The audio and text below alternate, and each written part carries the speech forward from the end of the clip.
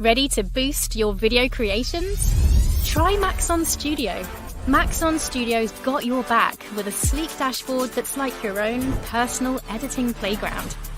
We're talking dynamic capsules galore. Our capsules are designed to supercharge your content creation game inside After Effects. So say goodbye to staring at a blank screen wondering where to start. Maxon Studio hooks you up with pre-designed, customizable elements. The collection is always growing, from elegant motion graphics to seamless transitions, animated titles, and amazing effects. The best part is, you don't need to be a design wizard or spend hours tweaking every little detail, because user-friendly controls make it easy to tweak text, colors, and more to match your vibe. So, what are you waiting for? Start creating breathtaking videos today with Maxon Studio. Take it for a spin with our free 14-day trial. Level up your content now.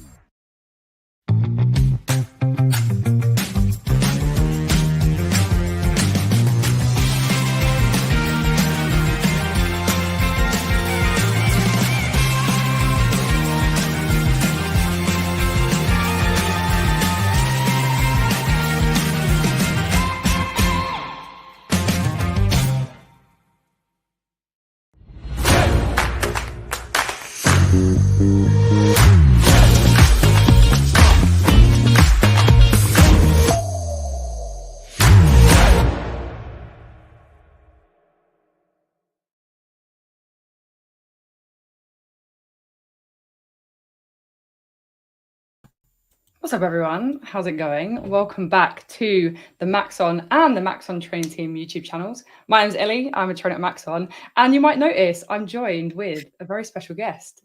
So welcome, Jess, to Creative Maxon. How's it going? Good. How are you? I'm very good. Thank you. Thank you for joining us. Of course. So for anyone who doesn't know who you are, she's an amazing 3D artist who worked on a lot of the shots for the September launch. But did you want to give a little introduction? Tell the people who you are. Yeah. So hello, my name is Jess. I also go by Virtually Visual on Instagram and YouTube. I am a creative director at a company called Wedge, and I like to say I'm a 3D artist by night because I do all my art outside of my work. And so a bit of an unconventional journey. I've been learning and playing around with 3D art for about a year and a half or a little bit more. And I had the pleasure of making some animations for Maxon for the September release, like Ellie said. And we're going to be covering some of those today and some of those next week. So I'm super excited to dive in. Yeah, just super excited. Cool. No, excited to be hosting these with you. And yeah, of course, to be finding out all your workflows for those amazing shots that you were saying about. I'm so excited. Hey to everyone in the chat. So Thompson, Mono, Dances for Peas, Immersive Bureau, Eunice, Daniel, Lana. How's it going, guys? Thank you to those of you who are live with us. Don't forget there is actually a chat system in YouTube. So if you want to talk to us, say hi, tell us where you're from, ask us any questions, then feel free to just drop your comments and your questions in there, and we'll do our best to answer them. Mm-hmm. So those of you who'll be part of our streams before will know that we love to do a little bit of housekeeping, but I know Jess has some cool stuff to show. So I'm only going to take a few minutes here and show you our lovely landing page, which I'm just linking in the chat now. So this is all the stuff that you need if you want to see, you know, the kind of events or the streams that we have going on. If you want to grab yourselves a free t-shirt, if you want to check out our YouTube channel. So everything gets recorded. We're hosting these on the Maxon YouTube channel and the Maxon Training Team, but they only get uploaded onto the Maxon Training Team. So these are these links. So we have our lovely events page featuring Jess's lovely work. So you can see all in-person events as well as the live streams that we do throughout the weeks and the months. Our lovely Maxon Training Team YouTube channel. Everything is also timestamped. So I love to shout out Dr. Sassy because he goes through every single live stream, every single recording, and he timestamps it for us, which is so great, not only for you guys learning, but also for those of us trainers and artists to go back and, you know, relearn some of the stuff that we forget, which is often, trust me. Also, if you would like to grab yourself a t-shirt, so we love to thank you for being part of these great live streams. So that is the link also on there. And there is a super secret passcode, which is beautiful textures. So I'm throwing that again in the chat so you can have that. And of course, if you want to learn something new, you can head over to our amazing educational site, Cineversity, and check out a bunch of getting started series across all the tools. So this isn't just Cinema 4D and Redshift. This is, ZBrush. This is Red Giant. These are all of the great tools that we have. And also, I wanted to shout out your Instagram. I know you just mentioned it now, but yes, here you go. This is Jess's Instagram, Virtually Visual. If you don't follow her now, I recommend you do. She's got some great work on there, and of course, some great tutorials. Thank you. Thank you so much. No worries at all. So I guess it's time to hand over to you and find out what we're going to be doing over the next sort of hour. For sure. Yeah, so I'm going to switch over to Cinema 4D, but I'm also going to pull up, I have some examples of the renders we're going to be covering. The first one we're actually going to talk about is this spiral scene that maybe you've seen on the site or somewhere on the social media for Maxon. So this one, really fun. I think all of these are going to be covering the distance node, but this is the first scene we'll be starting with. So I'm just going to dive right in if that's cool. Absolutely. All right. As a reminder, any questions that you have for Jess or for me on anything that she's showing, feel free to throw them in the chat. If you can add a capital question at the beginning, that helps me out. But if not, we'll find them anyway. Okay. So, all right, I'm just going to go right in. First off, we are going to create the spiral shape that we're going to be working with here. So I'm going to go into the spline area here where we have this little rectangle icon, and I'm going to choose our helix. And I love that Cinema has this as an option already for me to go with, and I don't have to really change much. I am going to set this to the ZY axis because by default it's set to XY. And I'm going to rotate around our scene here so I can kind of look at this head on. And I'm noticing right away that, like, while this is a good starting point, I kind of want this to be longer and I want it not to be so tall. So we can control that with the start radius and the end radius for our height. So if I drag this around, we're going to see that change. And by default, it's set to 200. And I think in my scene, I had this somewhere around 80 for both the start and end radius. And then here is our shape at this point. But I want this to be longer, like I said. So I'm going to increase the height of our spline. And that's going to extend it out. And I'm just going to try to keep this kind of centered on our work plane here. But I want some more rotations around our actual helix. And we can control that with the end angle value here. So if I start decreasing that or increasing that, you can see that that starts to add more rings around the helix. So I'm going to increase this to a point that I'm happy with. You can choose any amount you would like for your particular spiral. I'm going to say something about here maybe. So maybe we'll set this to exactly 1600 degrees. And then that's the base shape we want to work with. So the next step is actually just going to be using the sweep. And we are going to put our helix inside of the sweep. And nothing will happen right away because we need to give it a shape that will kind of create that mesh like cage around the actual spline. So if I pull in a circle and then I pull this into our sweep, it's going to kind of explode and go crazy. And that's just because we need to adjust the radius. So if we start taking this down, we're going to see our spiral really taking shape here. And then we can go further into our actual sweep by clicking it there. And if we go into caps, we can actually control the roundness of the ends. So I like to just do that to make sure it's kind of a soft shape there, close it off nicely. But that is kind of our basic shape to start. So maybe I'll take the radius up a little bit more.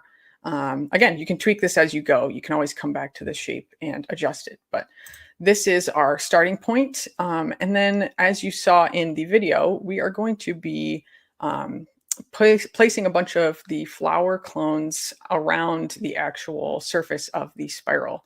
So I'm going to click on this first dot to hide our sweep from the viewport. And maybe I'll actually just rename this to spiral, so I have it kind of organized. So again, I'm just hiding that for now.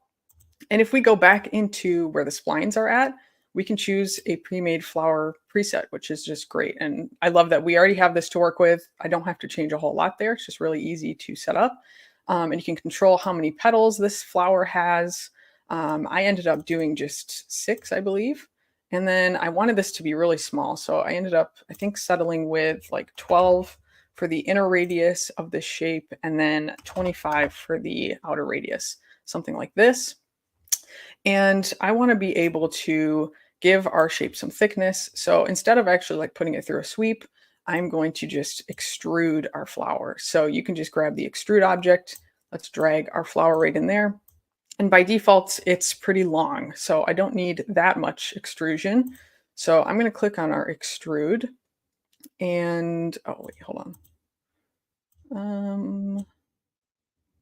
Oh, sorry, was on the wrong tab. So go to the object tab, and then we're gonna change this value to 30. That's, I think, what I ended up with. So something along this line. And I don't want such harsh edges on our flower itself. I kind of want some roundness there. So I'm gonna grab a volume builder and then hold down and grab the volume mesher as well. And we can drag our builder into the mesher and then drag our extrude right into the volume builder. So we're going to get a distorted shape right away, but we just need to change our voxel size. So if I take this down to like 1 or 2, we're going to see that shape come back. And I'm going to add an SDF smooth to just kind of smooth things out a little bit. Maybe even take the voxel size to 1. I just want to make sure we keep this shape pretty consistent, but smooth the edges around it. So I think that's kind of nice for our shape. Let's right click on our volume mesher, and I'm going to do connect objects. Actually, connect object and delete.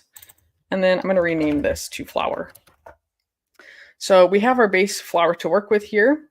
We could re-enable our spiral, and maybe I'll just drag our flower above for right now. And I'm going to create a cloner and drag our flower inside of there. And then I'm going to set the cloner, instead of grid mode, I'm going to set this to object. And I'm going to expand our spiral sweep that we made earlier. And I'm going to drag our helix into the object section. So you won't see anything at first, but what we can do is we can actually set our spiral in the basic tab to X-ray, and you'll see those particles, or sorry, those clones inside of the spiral itself. So the first thing I like to do is go back to our cloner, and I'm going to go to the transform tab, and I'm going to start increasing this Y value so it pushes those clones outside so I can at least see them on the surface. And I'm also realizing we need to rotate our flower. So I'm going to set this P value to 90. And that should at least rotate them so they're on the correct axis along the surface of the spiral. But you may notice if we start increasing our clones that they're all kind of twisting along the spiral in a strange manner. It's not exactly along the surface in a way that we want. So what we have to do actually, there's this section here in the cloner for rail. And if we implement a rail here, it will guide the clones the proper way to be facing during this. So what we can do is if we click on our helix spline and hold control, we can drag a copy outside of here, and let's just rename this to rail.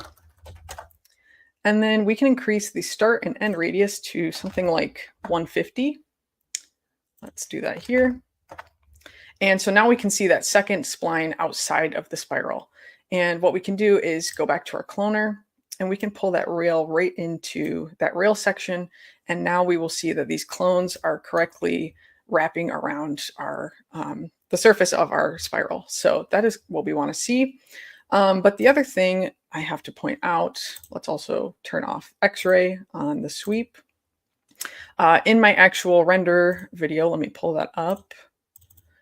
You'll notice that we're not actually seeing the particles or the clones of the flowers. They're just kind of cutting out of the surface of the spiral itself. So we want to take that shape and cut it out of the surface, and we're going to do that with a volume builder. So I'm going to drag our spiral into the volume builder. And then I'm also going to grab another volume mesher and drag the volume builder in there. And let's set our voxel size down to maybe 3 for now. We could change this later. Let's also rename our cloner with the flowers for now to flower clones.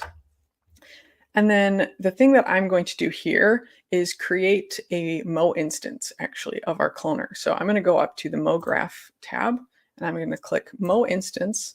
And this is going to create a reference of our flower clones. And I need to do this instead of just creating a copy of the clones, just because it keeps it really consistent and just makes working with the cloner really easy. And I know that if I change something in the cloner, it'll update that in the Mo instance. So I'm going to call this our flower cutout. And I'm going to drag this Mo instance into the volume builder. So with this, we can hide our main cloner for now. And you'll see that when we drag that instance into the volume builder, it's adding it to the surface right away. And we don't want it to add it. We want it to subtract that. So you can look down here in the menu and we see that it's set to union mode. And we actually want to switch that to subtract. And it might not look like anything's happening, but it's just because we need to decrease our voxel size. So if I set this down to like 1, I think also our clones are a little bit too pushed out from the surface. So we can just go back to our original cloner, go to that transform tab and maybe lower that number to something like 15. So now we're really seeing those flowers standing out, and it might even be a little bit too intense. So I might set the voxel size back up to 2, and I might add an SDF smooth and maybe just lower that strength a little bit. So now we're seeing those shapes, but we can kind of smooth it out and we're getting the desired result there of the flowers cut out from the actual spiral. So there's that part. I'm also going to hide the rail. I don't need to see that in the viewport anymore. Okay, so another thing here worth noting is if you wanted to animate these clones, you could play with the end value on the cloner itself and how it's being spread out. So let me actually just turn off our cutout for now and re-enable those flowers from the original cloner. You'll see if I start playing with this end value, this would be a fun way to animate them. However, we are seeing that the flower particles kind of overlap each other at some point. So that is not the effect that I want. And you might think, oh, well, we have this offset value. I can just start playing with that. But you may notice that it's like replacing extra clones throughout the whole thing, no matter how you change that value.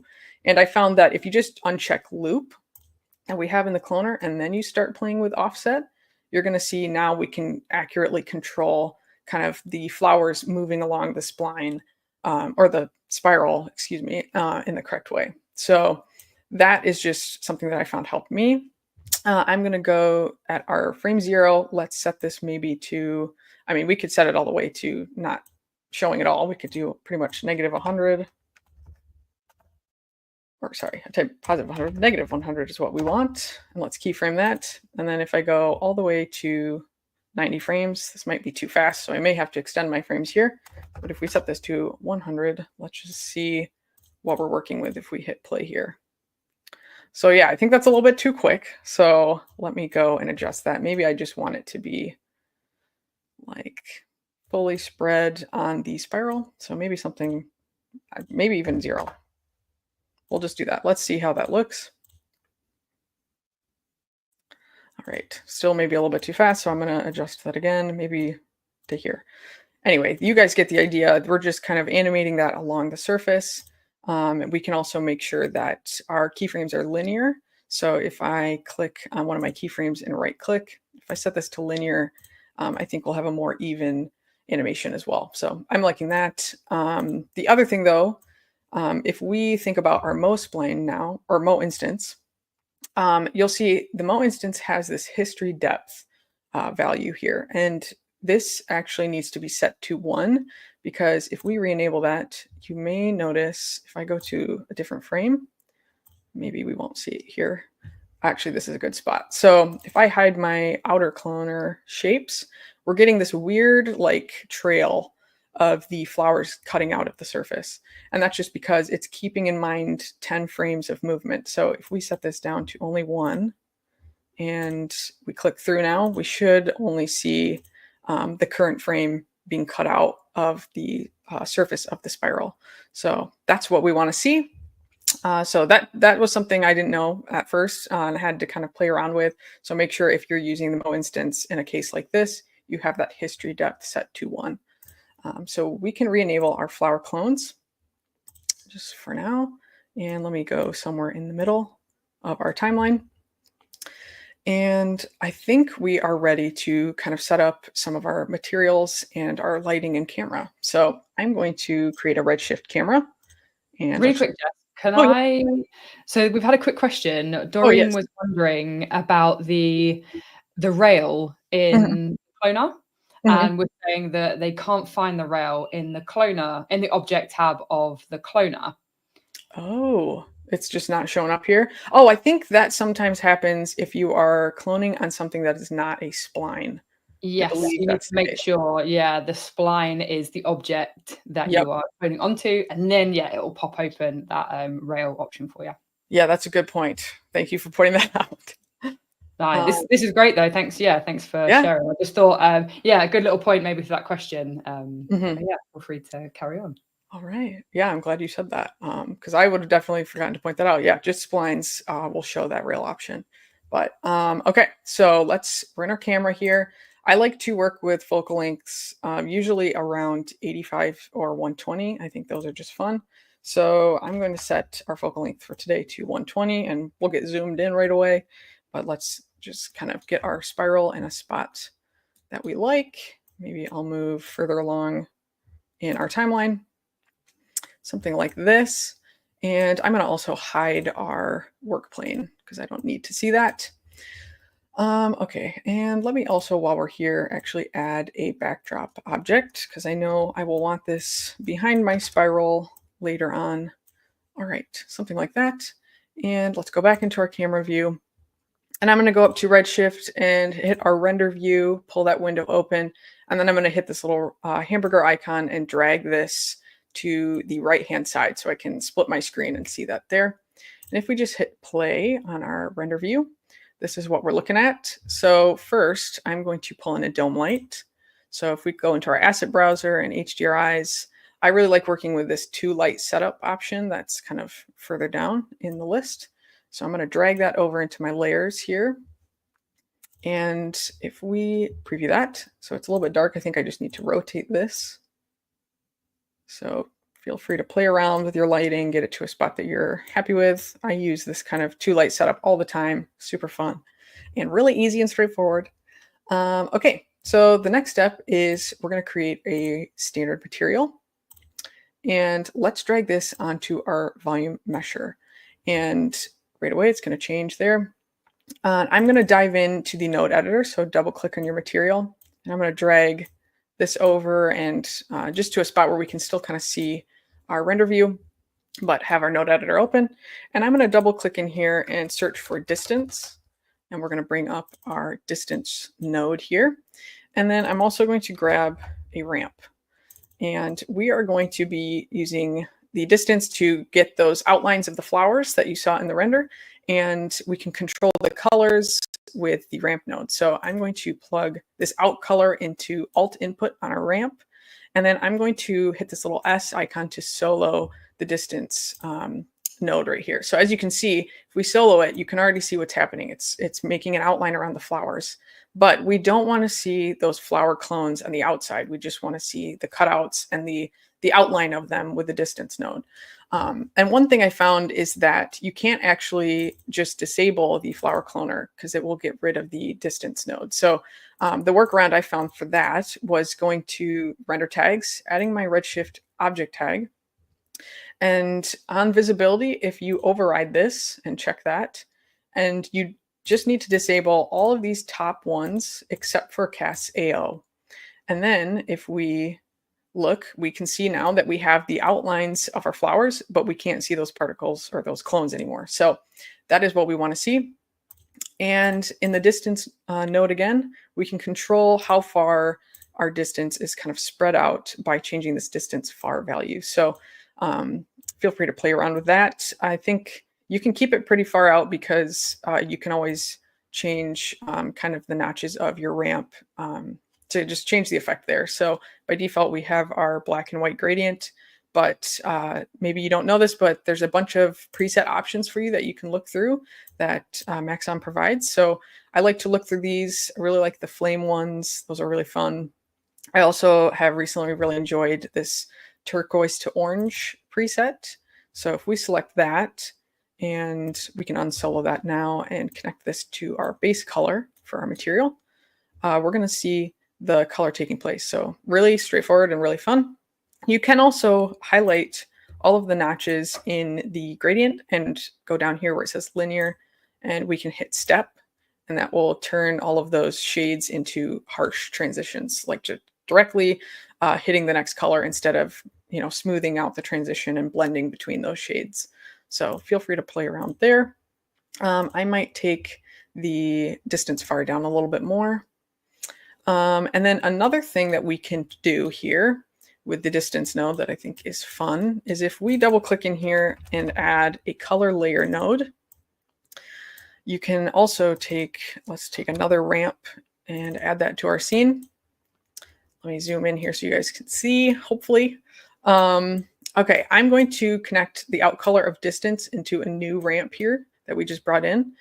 And let's solo that. So it should be the same thing we've been seeing, but I'm going to invert this. And this is going to work as a mask. So I'm using this as a mask because if you wanted to, say, have a different color for the spiral, but still control the color of the flowers with that first ramp, this way you can mask that out. By, you know, using the color layer node, you can kind of build things up almost like layers in like Photoshop. You can use masks and blending modes and really just get creative with a bunch of different nodes in here.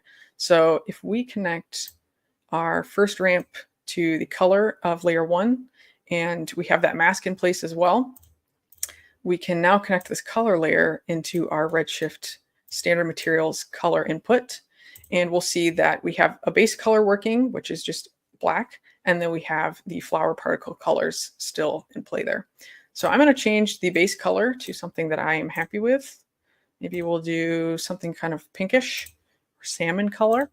And then if we unsolo that, we're going to see now we have colored our outline of the flowers using the distance node and this ramp, but we've also set our own base color. So I just like to do this to give myself a little bit more flexibility. Okay, so another thing you can also do is adding just a simple bump map in here with a Maxon noise. Let's just pull one in. So if we double type here, Maxon noise, we can drag this in and we'll just get some extra texture on the surface of our spiral. So that is that. I'll probably just leave that there for now. Again, feel free to play around with these. Just test inverting the ramps, playing with a bunch of different colors, playing with the distance far and how much spread you're getting on these actual colors. Yeah, can just get really creative with it. Okay, actually, maybe I want to not invert the ramp. Anyway, that's the colors there. I'm going to make sure that our render view is set on our camera, and I'm actually going to move out of the camera view in my viewport. So I can move around here and work in here, but the render view is still set to my camera. And I'm going to add a couple of lights. So we'll just get some more contrast on our spiral itself. So I'm going to add an area light, and I'm going to drag this behind our spiral, and I'm going to hit R on my keyboard and rotate this 180 degrees. And it's going to just be outlining the back of our spiral surface. So if I extend this a little bit, both on the width and the height, and then if I go into my area light in the object tab, I can play with the spread value to kind of create either a more harsh, harsh transition between the where the light hits and the actual colors come into play, or I can make that spread out and be a little bit more soft. So we might actually be able to see this a little bit better if I turn this on the backdrop. By default, when the spread's all the way up, you're not going to see much of an outline. But if I take this all the way down and let me change the size for reference, you're going to see a really harsh line where the light kind of ends. So don't keep it too low, but for creating those really intense edges like rim lights, I like to set the spread somewhat at a low value, around like 0.2. But that also sometimes can affect the intensity and make it too intense. So I might change the intensity value just down to like 16 or something. And then, yeah, just feel free to play with the size of the light. Okay, so that's that one. Let me hide that just so it doesn't show up in our viewport, but still affects our render. And I'm going to add 2 more area lights just for the top and bottom of the spiral, just to give us some color variation. So I'm going to add another area light, rotate this 90 degrees, and drag it up above our spiral. And I'm also going to increase the width there. And then I'm going to take the intensity down and maybe the spread down to somewhere around 0.5. And I'm going to set this color to be kind of a blue tone, maybe bluish purple. And then I'm going to hide that also from the viewport. And then I'm going to create one more area light, and I'm going to drag this also and rotate it 90 degrees and drag this below. And for this one, I'm going to make it a little bit more orange. So let's also take the intensity down, change the color here. Let's just see what that's like. I also think maybe our dome light is a little bit intense. I think we're getting some a little bit washed out. So I might lower that a little, play around with just the intensity values for all of our lights here. And then finally, I might just add a material to our backdrop so we can get some more contrast in there. Make it a darker value. And maybe set it to, I don't know, play around here, maybe a bluish tone. And again, we can always go in, we can change the color palette that we've chosen for our spiral. Maybe I want a different color here. Maybe I want that to be more pink, more intense, something like that. I feel like we're giving very Patrick Star vibes from SpongeBob right now. So this is fantastic. Yeah, I think that's about it for this particular scene. And you can always go back in and play around with the volume builder. You can still adjust the size of your spiral here by playing with the radius of that circle. So we can always increase that. You know, it's really flexible. I really like this particular scene, just provides a lot of opportunity to keep playing around with it even after you've finished how it looks. So yeah, that's it for this particular scene right here. I don't know if anyone... It's great. And yeah, absolutely. Patrick Star vibes. I'm seeing it too. Oh yeah. Also, one thing that I actually forgot to mention, and this is totally my bad, is everyone has access to the project files. Oh yes. So Jess has actually put together a bunch of project files for not only the stuff that she's showing today, but over the next 3 weeks. And so yeah, completely, that was totally my bad. This is how I posted like a Create with Maxon with a guest. All good. So I've thrown those in the chat. So yeah, feel free to download those. And before you go to the next one, we actually had 2 questions on the scene, if that's cool. Yes, absolutely. Cool. So one from Just Hit Play said, how did Jess come up with this technique? It's really cool. Oh, thank you. Yeah, to be honest, most of the time when I'm making art, I'm just playing around and just experimenting, and it just came out of nowhere, to be honest. I love the volume builder. I love just playing around, and I remember realizing that there were the subtract and union modes, and I thought, oh, well, I work a lot with the volume builder. It might be fun to try like cutting out shapes just to show off the distance node, because you can always just show the distance as far as like having objects pass through like a plane or something, or having them, you know, just having different surfaces getting closer together. But I thought it would be interesting if we kind of show the depth of something in a shape. So this was just me thinking outside of the box a little bit with the distance node and trying to approach it a little bit differently. And I wanted to utilize the flower shape from the splines too. So I was just thinking, what's a fun way to it doesn't get a lot of love, does it? Yeah. A lot of the time I'm just playing around and having fun, and there's not a whole lot of rules, to be honest. Yeah, absolutely. Cool. So your answer actually kind of ties into this next one from Animadia. So slightly more technical. Okay. They're wondering, could you describe a little bit of maybe the fundamentals of how the distance node functions, saying how it looks like it's based on where geometry collides? Yes. So I'm not totally sure on all of the specifics of the distance node, to be completely honest. I just know that you can kind of control Hold on, let me turn on my IPR or my render view here. And I'll go back in my camera. I just know that like the distance near and far, you're just kind of playing around with, the closeness of objects to one another, and how far apart you're wanting to show that spread. And I think that you can play with the distance near as well. And you can include the backside here as well, which has been helpful. And I'll actually show that in the next scene too. But I'm totally not like super in depth on the distance node. This is just kind of to be fair, you've pretty much smashed it. Yeah, it is. Thank you. It's like a shading effect which we can control based on the distance of one object from another. Mm-hmm. And so basically it creates, like you showed, that grayscale kind of ramp and gradient. Mm-hmm. So objects don't have to collide. They could be kind of, this could be your plane, this could be like a sphere, and we could create and control shading based on how far or how close an object is from another. Mm-hmm. What you've done is so cool. The fact you've got them intersecting, it shows it also goes into depth, which I actually didn't know. I was doing objects far apart.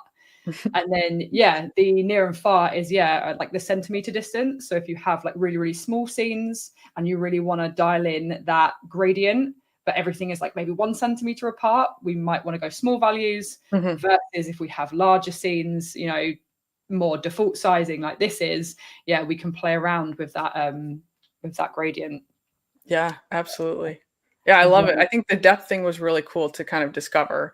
And I think that partly comes into play with how far we've extruded our flower shape that we used. So I think you could get more colors depending on how tall that shape is and how much it's cutting out of the surface of whatever geometry you're working with. So potentially you could have much more color variation in there as well if you have a larger shape. But yeah, super fun.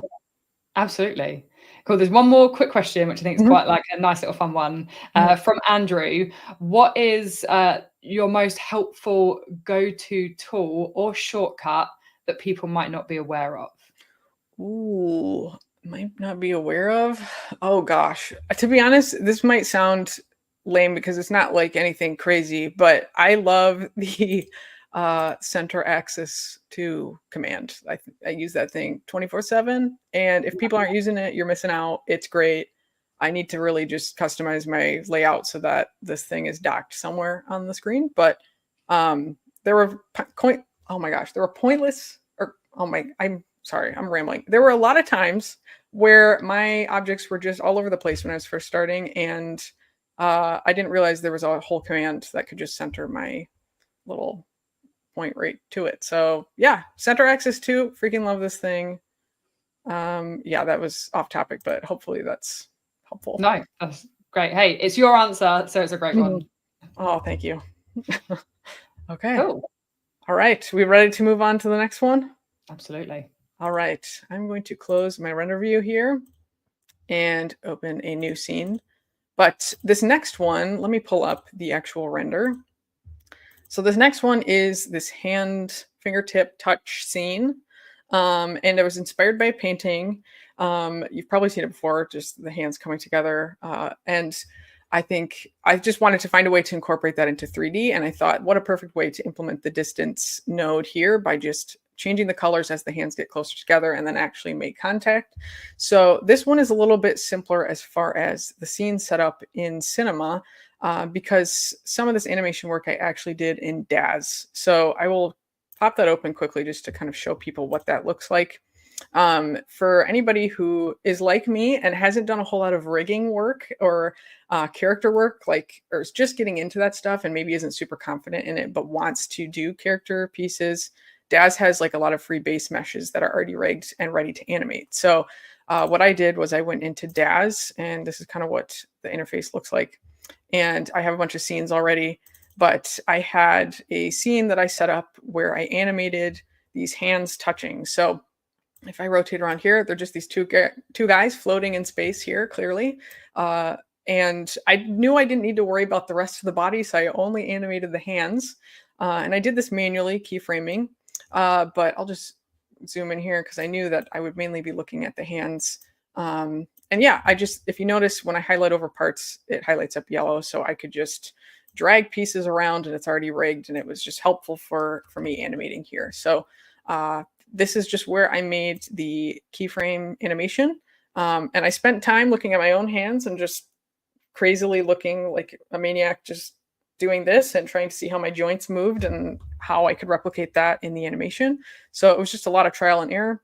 And then once I finished the animation, I just exported this as an alembic from Daz and pulled it into Cinema. So I'm going to close Daz now, and we'll just open the alembics in Cinema. So I'm going to go to File, Merge Objects, and then I'm going to pull in that file. So I have 2 for each guy, and just going to import that. And actually, I'm going to delete it. It comes with eyelashes. We don't need that. I'm going to do that again. Grab our second guy. And they're being imported, but right now they're about the size of ants. So we're going to need to change that. And I probably could have just changed the size on import, but I'm going to just drag those guys in here. And I call this guy 1 and call the other one guy 2. And let's bring in a figure for reference of scale. So this is the size they're supposed to be. I think this is supposed to be like a 6-foot person. If I'm correct, might be wrong. But if we go to our null, we just drag those guys into. We can hit the coordinate tab and we can start increasing the scale value. So I think if I put this to about 10, they'll be kind of the correct size. So now that I've resized those, we can delete the figure. And like last time, I'm going to pull in the backdrop object. So if I go to the object tab, I can increase the extension and the width and height here. And then you can play with the rounding if you want as well. And if we just go in here, let's see. So if I just play through this right now, actually, let me increase my frames first because I knew that my Daz scene was 150 frames. So if I just play this through, we should have the exact same thing we saw in Daz, which is just that finger animation. The thing I love about alembics is the fact that we can retime these and play around with the offset. So right now we have this first set. In my actual render, I had another set of the guys in the background. So I'm going to rename our null to hands, maybe. And let me just rotate here and hold Control to drag a copy. And by default, this is just going to be the exact same thing. We're going to get 2 of the same thing playing at once, which I wanted something a little bit more interesting. So I'm actually going to click on our second set of hand animation guys here. And I knew that I needed to offset these frames. And thankfully, we have the ability to do so down here in the animation section on the alembics. So if we want to be really specific, we could go, okay, I have 150 frames in my animation here.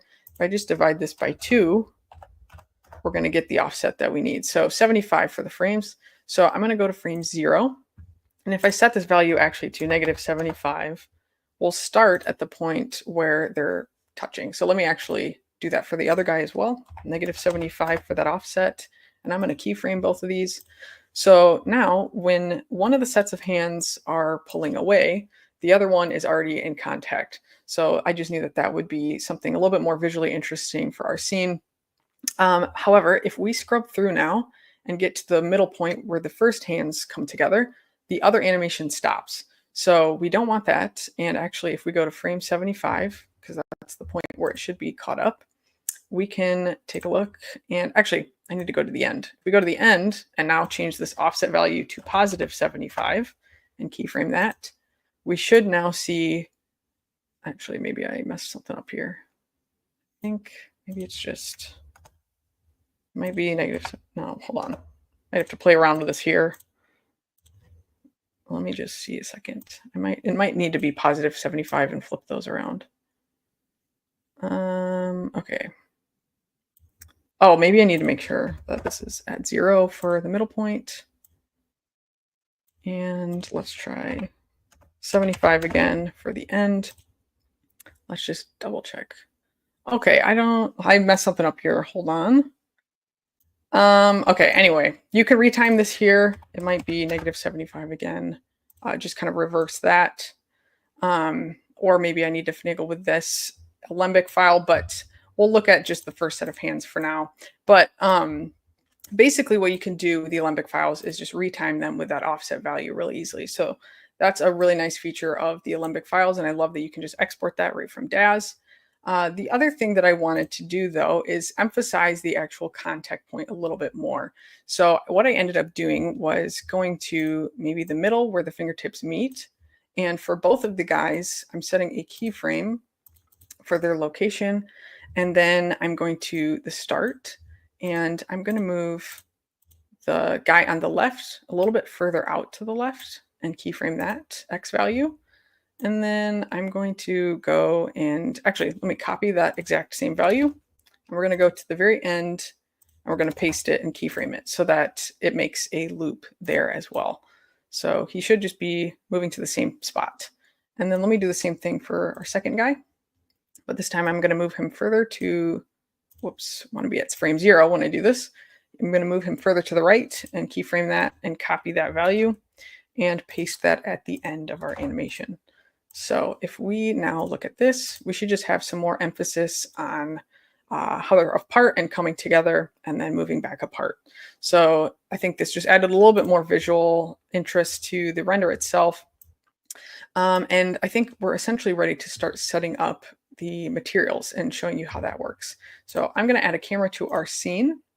I'm going to go to the object tab, set the focal length to 120 again. And let's go to our middle point as well, so we can just frame this properly. Okay, let me zoom in. And let's see here, something like right here. And I knew I wanted these pretty close up.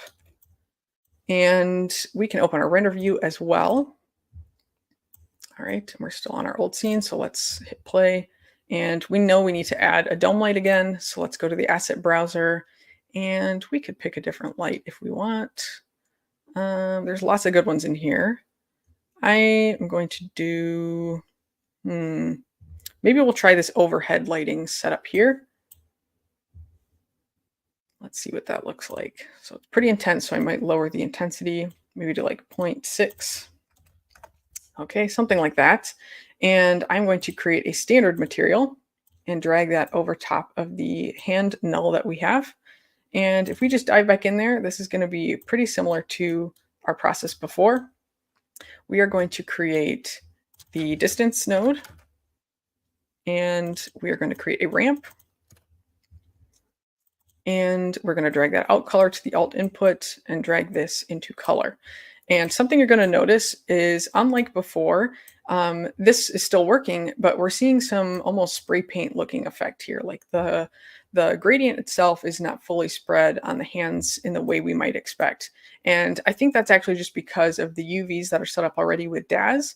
But I found that because we have this handy little include backside checkbox on the distance node, that by checking that, we just solve that problem right away. So if you ever come across that weirdness with a model when you're using the distance shader, it could just be that because of the UVs, you need to check that include backside checkbox. So I'm going to play with this distance far value a little bit. And then we could, like before, choose a color that we would like. Maybe we want to do this cold-esque one is fun. We could add some of our own notches in here. Just get really creative, really emphasize that direct contact point between the fingertips. Could be interesting. Another tip, something I like to do occasionally, if I have like a ramp that I really like, but it's a little bit too intense, like, I don't know, maybe we could choose a different ramp too, or play around with some examples if we copy this. But I like to pull in the color correct node and drag that in between our ramp and the actual color input on our material. And in this, we can actually play with like gamma to lighten all these colors. And we can play with the saturation. You can change the hue if you want. So if I just lower this back down again, you can get really different results just by changing the hue. But it's really easy to lighten that color scheme by playing with the gamma value. So sometimes that's just what I like to do if I don't want to actually mess with the gradient itself, or if you want to like save that preset and whatnot. So I like to do that. But maybe for this particular case, I will lower the gamma again. I kind of like the sunset scheme we're going with here. And let's see, I think I'm also going to create one more material also for our backdrop to add some contrast like before. So I like this gray color. Maybe we want to do more of a red or warm tone. And then the next thing I want to do is also bring out those hands a bit more with another light. So I'm going to create another area light. Let me set our render view to be fixed on our Redshift camera. And then I'm going to exit out of the camera again. And let's make sure we're on our area light. And similar to the spiral, I'm going to rotate this 180 degrees and create kind of a rim light around the hands. So I think the intensity and spread is a little bit too high right now, so I'm going to lower that. But this way you can just create some instant contrast between your subject and your background, because sometimes even if you have something really colorful, you might need a little bit an extra edge, so to speak, to make those stand out further. So I like to do that. I also think back in our material for our hands, let's rename this to hands. I believe in my final render, I added some coat. So we have this coat section and we can increase this and we're going to get like an extra shine on our hands. And you can play with the IOR. I think you can make this look a little bit more metallic-y if you increase the IOR. So that's pretty fun. You can play with the metalness, just get some really interesting results here. So yeah, that's kind of the hands material. And then for my actual render, I also had some cubes in the background that I just set to some various colors, and I just animated those as far as their position goes. So yeah, just set it up like this, increased the height, maybe rotated it a little bit. And if you hit W on your keyboard, you're going to access the global points when moving this around. So hitting W, like you can see, I'm switching between my local axis and my global axis. So I just created a couple of cubes, hit some keyframes for their position. Oh, whoops, we're on the middle point right now. So let me undo that. Let me go to the beginning and keyframe it. And then we'll go to the end, add the same keyframe because we want this to loop. And then if we go back to the middle, we can maybe change the position there. So I just did that. And I think I also added the distance material to the backdrop and then created a bit of like an edge to where those cubes were in place. So I'll just do the one cube for right now and go back into our material for our backdrop. And I'm also going to add the distance node here and add a ramp. And then drag that out color into alt input. And I think for this particular case, I'm also going to do the method we did last time, which is adding that color layer and creating kind of a mask for where our distance node is affecting things. So let me do that really quick. Connect our color into the alt input. Let's solo what that's like. We can see that edge of where that cube is kind of meeting the backdrop, and it's recognizing that correctly. So I just need to invert this. So we have the mask of where that cube distance is, and let's drag this into the mask of color layer for layer 1. And then I think, actually, I don't know why I had this first. We don't need this first ramp necessarily. Actually, sorry, we do need that first ramp because we want to color this. So let's drag that into the color for layer 1. And let's change that color. Maybe want to keep in tune with our warm color scheme. So maybe we'll do red fever. And let's connect the out color of the color layer to our standard material. And let's change the base color to something else. Maybe we'll keep a dark red. So let's see, I think I'm soloing the wrong node right now. So now we have kind of a fun gradient in the background for where our cube is. So as that would animate, the position of the distance will update with it. Nothing crazy there. You could do a whole bunch of more intense stuff for your background to add some more interest, but I just focused on some moving cubes. I did a couple of those in my final. And then I think the other thing I want to make sure I change is just our optical settings. Make sure you have bokeh enabled if you want to add some nice blur to your background. And we can change our aperture to something like 1.8. Super crazy. Get really low with the values there for some extra focus. And yeah, I think this gives a nice result. And you can also animate the position of your camera if you wanted to create a loop there. Do some zooming in and out, being mindful of where the hands come together, and yeah, just creating a seamless loop with keyframing both the front or the first keyframe and the end keyframe. So, but yeah, that's kind of the gist for this particular scene. It's a little bit more simple as far as the setup because it's heavily based on the animation that I did in DAZ for this particular case. But I think it's a really beautiful scenario where you can use the distance node for something like a fingertip touch, or like emphasizing something, or like a specific moment maybe. So yeah, that's this particular scene. I don't know if there are any questions or anything. That's cool. Not any questions. If there are, guys, don't forget to put them in the chat. I was actually going to say it's just interesting to see just like the little bit of like the offset and the retiming and the slight change of position takes this kind of like alembic, this asset that from DAZ, and it just makes it like that extra little kind of 10% that we always talk about. Like you said, to really kind of exaggerate that point. Absolutely. Yeah, I think sometimes it can be such a little change, but it can add such a nice effect. Because I think you can get so far with like keyframing animation in DAZ, but it's really nice to come back in Cinema and have those two separate Alembic files to just be able to play with further. So I love all the controls that Cinema has for Alembics. Yeah, no, it's great. We've had a quick question in from Just Hit Play. How did you get into this type of work and industry? And then that you're such a great tutor and you absolutely have a knack for it. So a compliment and a question. That's so nice. Those are the best ones. Okay, well, it's again, I have such a weird story with starting 3D because again, it's not something that I'm doing for work. It's just something I'm doing for fun.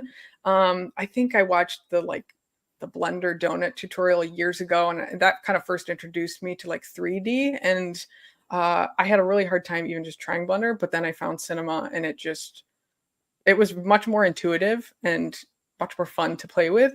So yeah, I just kind of was playing around with different things that I saw. Like sometimes I would browse Pinterest and be like, I wonder if I can recreate this.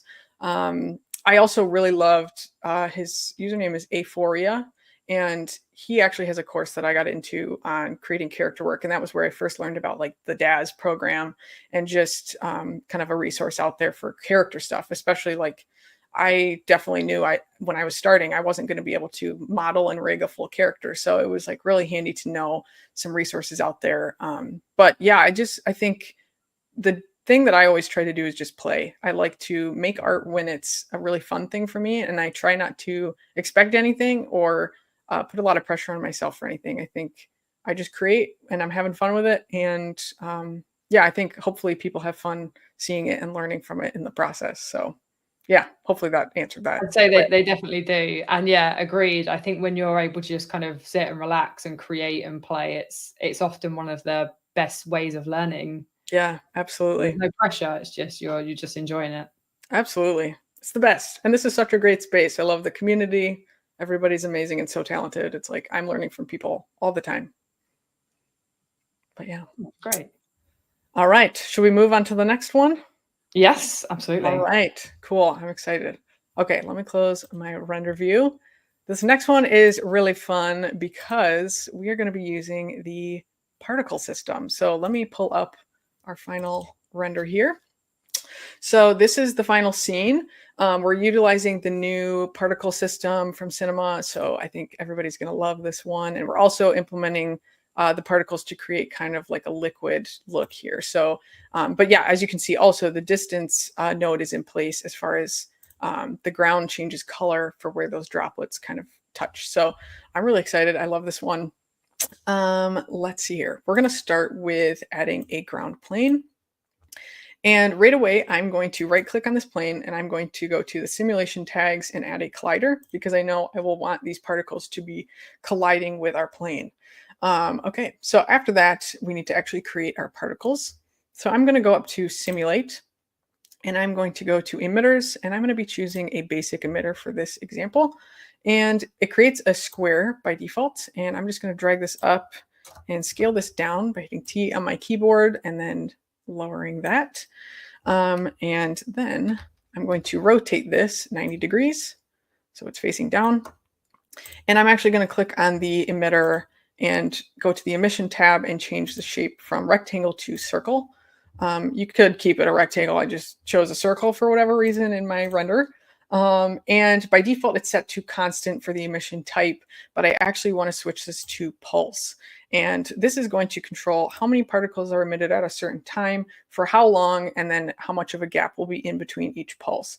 So in my particular render, I had 2,000 particles and I had a duration of 60 frames with a gap of 15. So I just kept that at the default value. And then I went into properties and I changed the velocity. I just set that to 0. And if we were to just hit play right now, I think the particles might take a second to kind of get started, but they will move right through the plane, which you may be like, oh, hold on, maybe we do need I think we need gravity. We need gravity, folks. Don't forget that. So let's go to forces. Let's pull in gravity, and we're going to pull that into our particle group. And I think now we should see, yes. So now we've got our particles are being affected by gravity. And again, you can find gravity up in forces if you haven't located that there before. But any of these forces or modifiers, you can pull right into your particle group and it will affect particles directly. So that's where I just needed to pull that gravity in. So those were actually moving downwards. But you may notice that they're moving right through the plane. The collider actually isn't doing anything. And that is because we told our plane that that is going to act as a collider, but we also need to tell our particles that they need to be seeing the things that have a collider tag and they need to interact with that. So there's actually a modifier for collide. So if we just go down here, go to modifiers, search for collide, and we can drag that under gravity. And now we should see that interacting with the floor. So as you can see, they're kind of bouncing upwards a little bit, but they are not going through the plane anymore. So that is what we want to see. Okay, we're also going to add a couple other things here. I also want to add some friction. So this is also in the forces tab with gravity. And I believe, let me see, I have a note here on where I organize these things. So I just put these in between and I set the strength to 50. And this will just make things move a little bit slower also. Just wanted to kind of control that speed and then kind of dampen it a little bit almost. And then let me also check. I want to take the bounce down on the collider. I forgot to say that as well. But the big magic thing here for the particle simulation is going to be in the modifiers. We're going to do flock. And with flock, we have the ability to control like the cohesion values between particles and how they stick together, as well as like a little bit of how they are pushed apart depending on the radius size. So the flock is really important here in this particular setup. And I dragged that right under gravity in my particular scene. And the maximum speed I changed down to 80. I was just playing around and that was the value I came up with there. So I don't fully know how much that impacts it, but I set that to 80 in my scene. And then I set my cohesion pretty high. Let me see here. I set it to 50. And then I set my cohesion radius to 20 centimeters. So I really wanted to create the bigger droplets that you saw in the scene and have them really coming together with a large radius. So it's searching out far for more particles to kind of bring together. And then I set my separation to 15 for the strength, and I only changed the radius down by 0.5. So I changed this to 2 centimeters, only a 0.5 difference from where it's at. So if we preview this now, we're going to see that our particles now, let me kind of rotate this so you can see that better. Our particles now kind of form this singular stream, which is much more like the behavior that we wanted to see in here. So we're getting somewhere, but it's probably like a little bit uninteresting. Like, okay, we've got a single stream. It's not doing a whole lot. We want to make that more interesting. And also, firstly, I'm going to increase my frames because we're only at 90 here. I'm going to move it all the way up to 300. And one thing that I love to do that can add some kind of randomized movement is utilize the vibrate tag, which you can find in animation tags. So if we go to animation tag and click vibrate, and we're adding this to our basic emitter, we have options for position, rotation, and scale. So I'm going to enable position and rotation, and I'm actually going to take the amplitude up to 200 for these two areas. Oh, hold on. Sorry. 200. And I'm going to do 100 for the rotation values. And in both of these sections for frequency, I'm going to lower this to 1 instead of 2. And if we take a look at what that does now, when you go to the start frame, it should have moved your emitter. But now we're getting some randomized movement of the emitter itself it's still keeping those behaviors of pulling particles together, but now we're getting some like droplets forming and a unique pattern as far as where they're being laid out. It's almost like snow falling kind of in a way too. So perfect for, us approaching Christmas time. I planned that really well. Okay, so we've got this random movement on our emitter. But the last thing I want to actually do is go into our simulation settings by hitting Control D on our keyboard. And if we go to particles, the sub steps are set to 1 by default, which I still think we're getting something really interesting here. But if we want something that's even better and even more fluid, we should up this value. So in my render, I ended up setting this to 8 sub steps. And let's take a look at the difference. So now this is much more smooth and much more fluid, which is what we want. And so I think it just looks great. I love this. It's so much fun. So yeah, that'll just upping those substeps can really change the quality of your simulation. Highly recommend just experimenting there. But okay, so next we can cache our particles. And I also do want to point out that if you want to save yourself a little bit of performance time, after caching particles, if you just pull in a new particle group and load that Alembic file, you can get rid of the emitters and the modifiers if you're totally happy with where your particles are at, and just utilize the Alembic. And you'll just save yourself some space, and you don't need to then work with all these modifiers. But let me cache this actual simulation a second. So I'm just going to put this, I have a folder for the particle cache. It should run pretty quick. Particles. Okay. Oh my goodness. I think we're, okay, sorry if that just flashed a random crazy screen right there.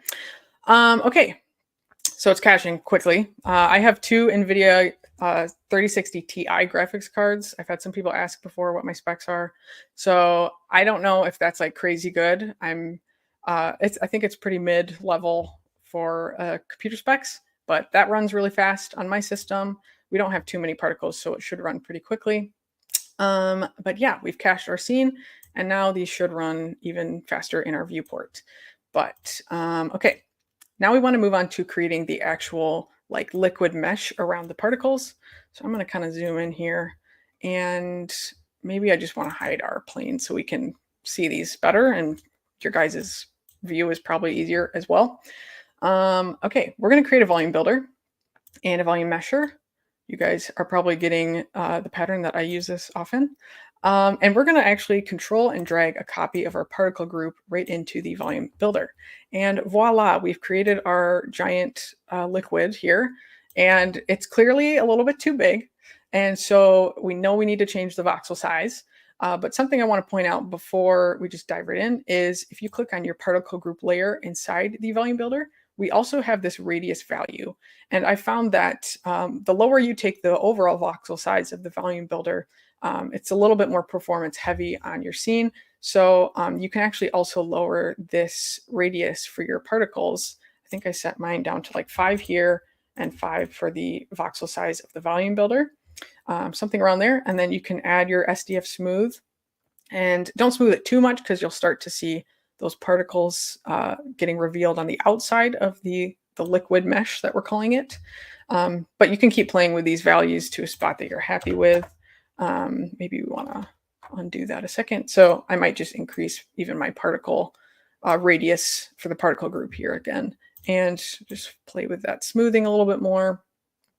And then if you still have like some slight jagged edges in your mesh, you can just right click on the volume mesher and add the Redshift object tag, and then in geometry, add some tessellation. So sometimes I'm like, you know what, I know that I can smooth that out in the render with the Redshift object tag. I'm not going to worry too much about it. But as far as being smooth, just as a mesh. So let's re-enable our plane. And I think we can bring a camera in because we're going to start playing with materials. So if I change the focal length, I'll do 85 this time, so I'm not doing 120 for that value every time. And let's move to a spot that we want to test here. We should also be able to kind of scrub through easily and see those droplets in place here. So again, that's the nice thing about being able to change the radius of the particles and save yourself a little bit of performance instead of just relying on a really small voxel size for the volume builder. But okay, let's go in here to our material manager, and we're going to create our first kind of liquid mesh. So I'm going to name this liquid, and I'm going to drag this onto our mesher, and we're just going to take the transmission all the way up because that's what's going to create that glassy look. And let me pull open our Redshift render view so we can see the particles as well. So if we just hit play, we're going to see that. And we're almost there really with the effect here. But let's add a dome light because I'm not a huge fan of the lighting at this point. I'm going to grab our handy 2-light setup again. And let's see where it puts that.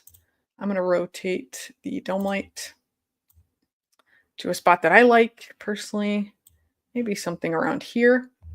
And we can go back to playing with our liquid material. I'm going to take that roughness down, not all the way to 0, but just close to maybe 0.05. And then I'm going to also play with the IOR a little bit. A lot of what I'm doing is most of the time just playing around. I don't always do something super specific. It's just mess with the values and see what they do and learn from it and see what you like. So I do know that the more I take this to the left, we're going to get something really metallic. Like the edges around our mesh are going to look really silvery. And then if I drag it the other way, you'll see that the particles look a little bit kind of distorted the more we drag this to the right. But I might sit somewhere around 2.2 for our IOR. And then one thing that's really fun to play with, I'm not going to keep this in my scene, but if you've ever played with the dispersion on glass, you can just really get something crazy here with how light bounces through. So play with dispersion sometime and just see what that's like because you'll have a lot of fun. But yeah, that's dispersion. I also added some coat here like we talked about before. And I might have even taken the IOR the opposite direction, just so I have two different kind of interesting things playing against each other here with the reflections. And then I'm going to create a material for our particles. So let's rename this to particles. I'm going to drag this onto our particle group. And you can see also the IOR values in the glass is also making the particles themselves look kind of like marbles. Like it's giving them also like a silvery looking edge. So I think that's really fun. But in our particle material, I didn't do anything crazy here. I think I just chose something kind of purple. And this might be a spot where you're like, if the silvery look from the glass is too much, you might just need to go back in and change the IOR. So play around with this, experiment, go crazy, have a lot of fun. But now it's finally time to kind of implement the distance shader. So I'm going to create one final material. We'll call this our ground. And we're going to drag this onto our plane. And you guys know the drill at this point. We're going to be adding a distance node and a ramp. And let's connect those two. And let's take a look here. We can preview that. Everything's looking how it should be. And let's connect our ramp to the color for our Redshift material. And then we can choose a preset that we would like. So play around. Oh, wait, I'm still soloing that node. That's why that's not showing. You can get really crazy here. I think we need to lower our distance far value a little bit more. Maybe something here. And I think I want to make this a smooth gradient. So I'm going to highlight all of our nodes or notches here in the gradient. And instead of step, I want smooth. And we could drag these around maybe to a spot we like. Maybe I want to get rid of this middle point. Have just some more colors. Yeah, something like that could be fun. And then we can also combine a bump map and a Maxon noise like we tried out before with the spiral. So we can just pull this in to the bump. I'm going to pull in a Maxon noise. And one that I really like to do when I'm creating kind of a ground surface of some sort is instead of just keeping this set to standard noise, is I like to go to FBM and use that one. And you can see it's almost kind of like a paper mache kind of texture. I feel like when I was doing crafts as a kid, this is like the paper mache kind of fibrous paper look that we get. So by default, this is where we're at. We can also up these octaves to add some more subtle detail in there. And then I'm going to take the scale of our noise down by going to the input tab. And we can change this overall scale value to something like 10, or maybe that's too small. Maybe we want to try 30. I think that's fun. And if we unsolo that, we should now see that we have a lot of texture now on our ground. So I'm going to take actually, I want to change our roughness because I think we need to up the roughness value quite a bit on our ground material. And then I think I'm going to add some soft focus to our camera. So enable bokeh like before. Take this value down pretty low. I'm going to do 1.8, which is a value that's in some actual camera lenses, by the way. That's partly why I'm setting it to 1.8. Choose a focus point, which I forgot to say this before, but this little icon up top in the render view is click to focus. So you can use that and pick anywhere on your render view and it will then focus on that point. So super, super fun. Recommend trying it out. But yeah, maybe we want to rotate our lighting a little bit more. But essentially, that is how we kind of set up the distance effect for the ground. And again, we can play through our scene here. And because our particles are cached and because the liquid mesh itself is just using that cached particle system, we can go in here and preview any frame pretty quickly. But that's pretty much how I attained this effect. Yeah, are there any questions on this particular one? That's so cool. I'll give it a couple of minutes to see if anyone has any questions. Yeah, it's really interesting to see, like you were saying in the base properties, just kind of playing around with those sliders. And I couldn't agree more. For anyone who's kind of maybe getting into Redshift materials, sometimes it is just a case of like maximizing that parameter to really get visuals to what it does and to learn. And I think sometimes people get so focused on, you know, physically based accuracy, but when you break those rules, you can really start to create some really interesting and unique textures like these ones here. So I think it's definitely fun to kind of go both ways sometimes, of like play around physically, but then also kind of be like, oh, what happens if I throw this and this setting together? Oh, 100%. I feel like you learn more when you're just playing around and can kind of mess with the values and maybe explore some of those parameters that you've never tried before. Because there's a lot. I mean, like even just in the Redshift standard materials, there's so many options in there. And yeah, you can just learn so much information just from playing around and testing something out. And you can always hit undo if it's not something you like. So yeah, or right click, reset to default. That is my favorite thing to do sometimes. Good point there. Good point. That's also a great way to do it. Yeah, we've had a quick question come in from Just Play. What if you didn't want to see the particles inside, or if you wanted to replace them? Oh, that's a good question. So, okay, we might be able to just hide the particles, but in this particular case, let's just see I think if we just hide the original particle group, we're just going to get the glass droplets. So you can do that to hide those. But if you wanted to say replace the particles with a custom object, if you add let me grab the Redshift object tag onto our particle group. Let's click in there. Hold on, I have to re-click. Okay, there's a particles tab that should be there and they'll disappear when you add the tag, but that's just because this is disabled. You need to select like optimize spheres if you want to just go back to the sphere shape. But this is also the spot where if you're used to like the matrix scatter or trying to scatter custom objects, you will have seen this like kind of menu before. But you could check custom objects here in this menu. And then we could even try this out. Let me just try with a cube, which is a little bit weird to try for particles, but let's see if we can do that. So now we've got a bunch of cubes in there, which is interesting, but you know, hey, you can just drag any object in here. You can also, there's a tiny little scale multiplier at the bottom here too. So if I put this at 5, it's going to be insane. But we could also scale it and be really small, do like 0.2. And now we've got little cube particles in there instead. So yeah, that's kind of how you add custom objects or delete them from view by just hiding the particle group. The first one, not the one that you have in the volume builder. Yeah. Cool. That's so yeah, it looks like there aren't any other questions. But this, it's really cool to see like this technique. I've not played around with particles too much, and it's really interesting to see the possibilities that can be done now with a more advanced particle system inside of 3D. Yeah, I mean, it's just there's so much you can do with it, and Yeah, like I've never experimented with like some of the plugins that are out there for things like this, but when I saw that the particle system came out, I was just so excited because Mm. I knew people were going to try making like some liquid animations, and I've seen a lot of people doing tutorials on it, and it's so cool. There's so much out there readily available now for the particle stuff, so it's so fun. Yeah, absolutely. Thanasis has done an entire series on Cineversity as Yeah, well. So for yeah. anyone who like kind of wants to get started, then yeah, head over to there, and he's recorded loads and loads of tutorials on the possibilities, the features, the Mhm. forces. Hopefully, yeah, allows you to get up and running. Yeah, 100%. I highly recommend it. There's so much on the Maxon like page and YouTube channels. I learned so much from that myself. Like Ellie, I've watched so many of your tutorials over time.